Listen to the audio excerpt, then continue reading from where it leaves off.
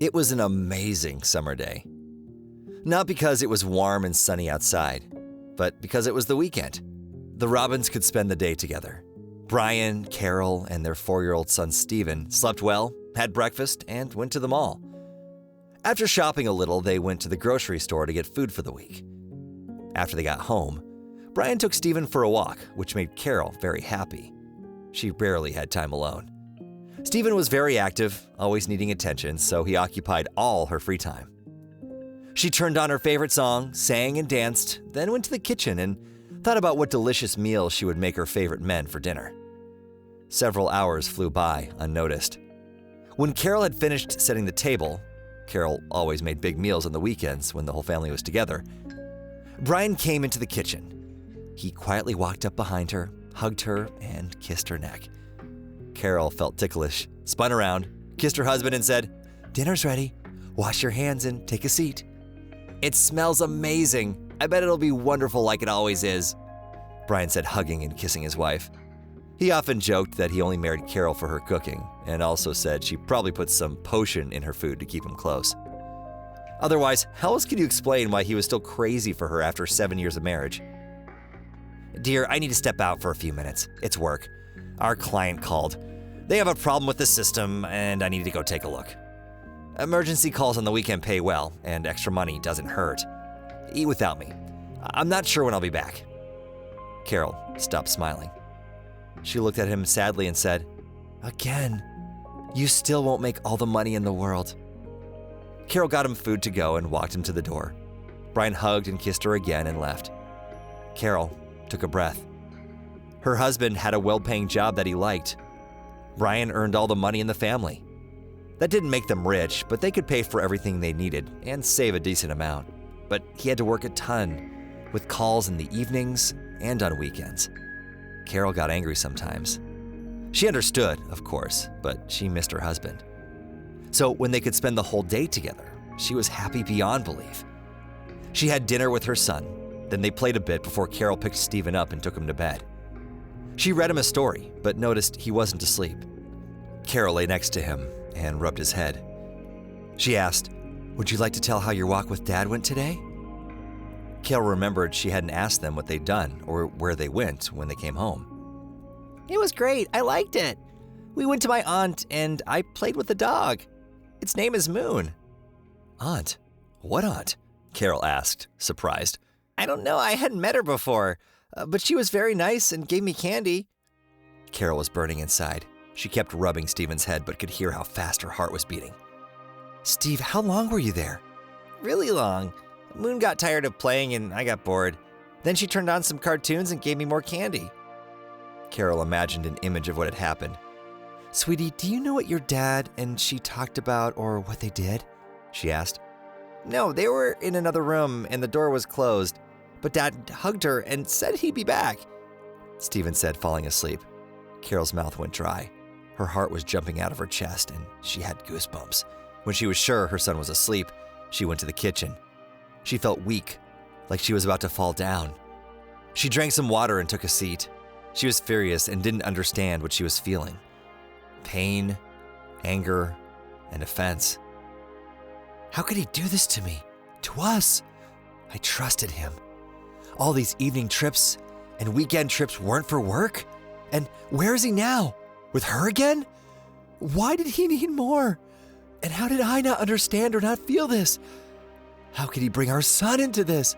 How could he bring a child to his lovers? I don't know him anymore." There was a lump in her throat and Carol began to weep. She covered her face to not wake Steven. She went to the bedroom, grabbed a suitcase, and started throwing Brian's things inside. She didn't calm down until it was full. She barely shut it and pushed it into the hallway. Carol then heard the front door open. It was Brian. He saw his wife in front of the door with the suitcase, looked at her puzzled, and asked, "Dear, what happened? Why do you have a suitcase? Where are you going?" "Me? Nowhere. But you take this and get out!" Carol yelled with a shaky voice. Brian looked at the suitcase, then at his wife again. He frowned even more. "Why are you standing here? I said, get out!" "You can go to your lover. She continued through tears. Carol, what are you talking about? I don't understand. I said it was work. What lover? What lover? Don't take me for a fool. Steve told me about his nice aunt who gave him candy. How could you? She said, crying. Brian heard this, took a deep breath, and looked away. Carol took this as an admission of guilt. Her legs got weak and she slid down the wall to the floor. Brian sat next to her and hugged her tight despite her resistance.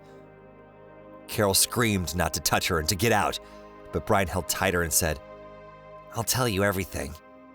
He and Stephen had gone to their favorite park. They fed some ducks, got some ice cream, and sat on a bench. Brian noticed his son was turning around.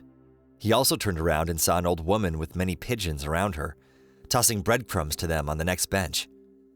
Stephen suddenly asked, Dad, why is that old woman so sad? Brian looked at her again. Judging by her appearance, you might think she was upset about something. I don't know. Maybe something happened or she's thinking about something. Stephen was quiet before saying, Dad, I know why she's sad. She's alone. She has no one. And no one probably loves her either, so she's sad.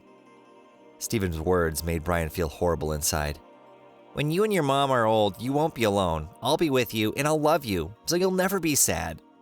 Brian felt uneasy. He was embarrassed and hurt. He had a lump in his throat and tears in his eyes.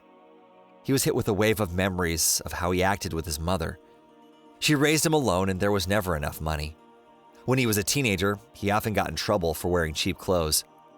That's because Brian's friend group was kids from well-off families. Maybe because he wanted to be with them. He was extremely jealous of them. Their parents bought them expensive brands, gave them new games and toys, and took them to resorts. His mother only had enough money to pay for their home and food. When his friends said they wanted to go to the movies, zoo, or amusement park, Brian always said no because of some reason. But actually, he didn't go because he had no money. He was incredibly embarrassed because they lived poor. He was embarrassed to invite friends over to their small apartment and embarrassed to introduce them to his mom. Nevertheless, Brian was a good student and got a scholarship to university. He started making money and moved away from his mom.